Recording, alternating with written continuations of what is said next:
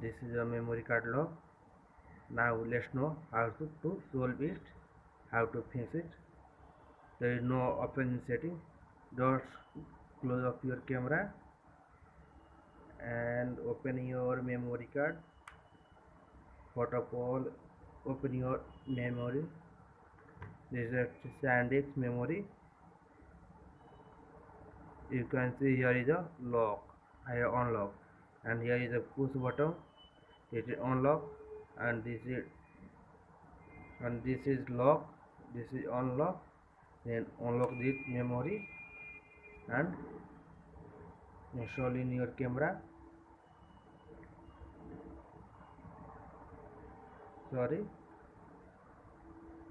Then off. Now reopen your camera. Now you can look your camera is okay. You can look this image is clearly. Click, and this is okay. Thank you. If this tutorial solve your problem, then you can subscribe my channel. Thank you.